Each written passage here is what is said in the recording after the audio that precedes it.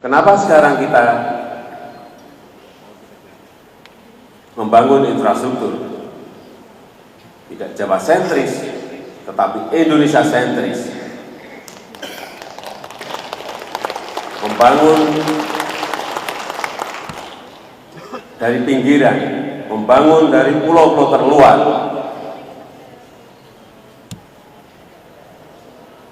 Ya karena daerah-daerah sangat membutuhkan itu. Ada yang menyampaikan kepada saya, Presiden Jokowi, apakah ada jaminan bahwa pembangunan Trans Papua itu akan meningkatkan, menaikkan pertumbuhan ekonomi di Papua, di tanah Papua?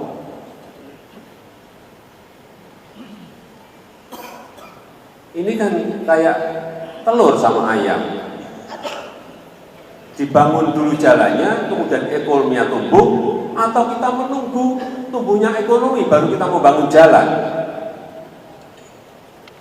Tentu saja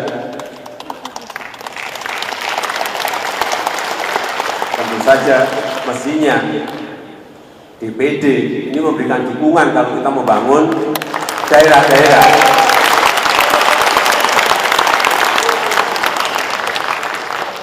Jangan kita membangun Trans Papua malah ada dari DPD yang menanyakan untuk apa itu.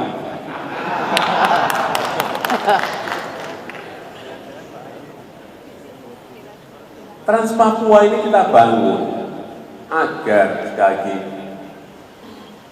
ketimpangan infrastruktur antara Indonesia bagian barat, bagian tengah, dan bagian timur itu menjadi seimbang. Sedih rasanya waktu saya ke Wamena, saya tanya harga semen di Wamena dan Pegunungan Tengah. Di kita harganya berapa di Jawa? 70-80 ribu. Di sana harganya 800 ribu per sak. Pada bulan-bulan di mana cuaca tidak baik, kadang bisa menjadi 1,5 juta. Dan di kabupaten tertentu bisa 2.500.000. Bensin BBM 3 tahun yang lalu saya ke sana sudah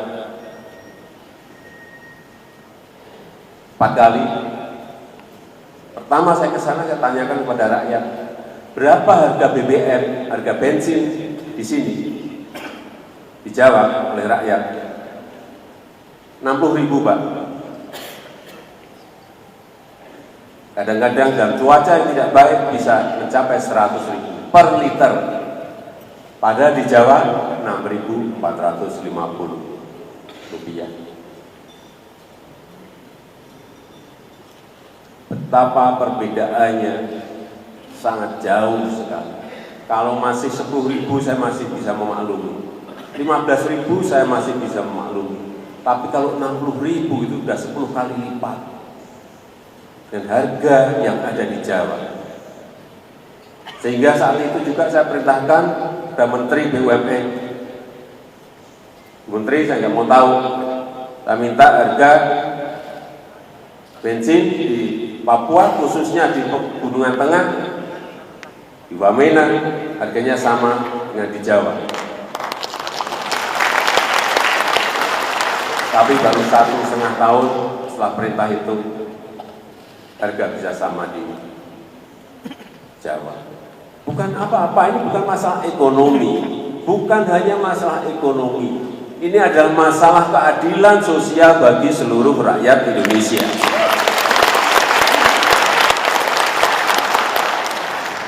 Semen pun sekarang sudah bergerak hampir separuhnya, tetapi memang belum seperti harga normal yang ada di Jawa. Kalau Trans Papua ini selesai dan semen bisa diangkut lewat darat, tidak diangkut lewat udara, saya yakin bahwa harga itu kurang lebih akan mirip-mirip dengan di Jawa. Kalau terpaut 10.000, 20.000 masih maklum. Tapi kalau sampai 10-20 kali lipat itu sudah bukan hal yang wajar lagi. Yang kedua yang berkaitan dengan dana desa. 3 tahun yang lalu dana desa 20 triliun. Tahun kedua 47 triliun. Tahun ketiga 60 triliun. Artinya apa? Sudah 127 triliun.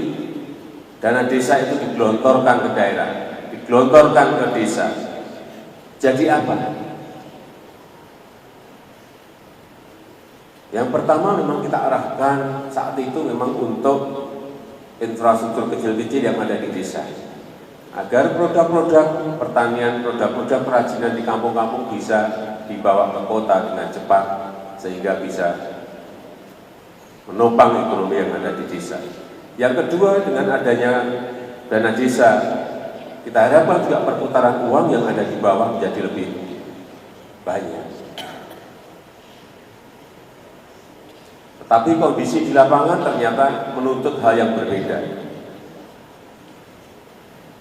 Uang yang masuk ke desa ini tidak bisa menyebar terdistribusi kepada rakyat.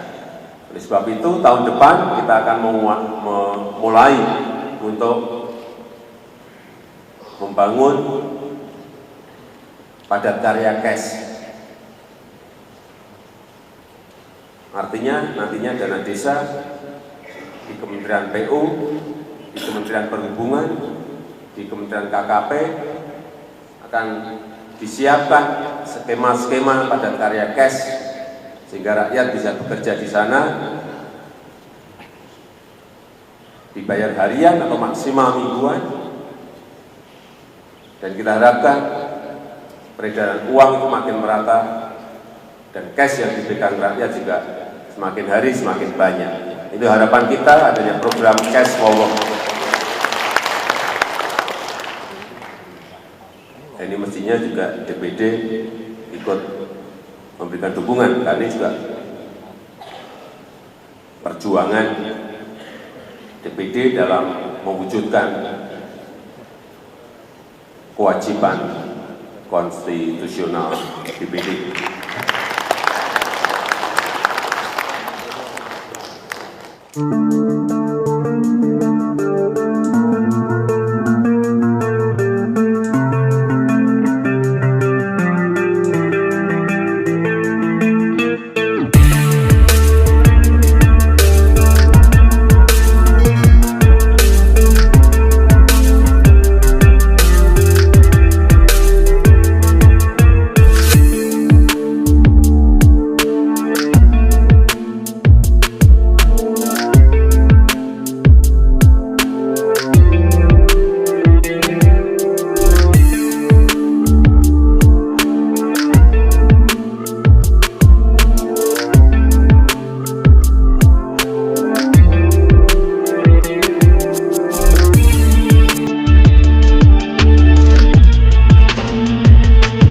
Kita ini berada di ruas jalur Wamena sampai ke Kenya dan Agats sepanjang 287 km dan jalan Trans Papua menjadi sebuah gambaran komitmen pemerintah terhadap pembangunan infrastruktur.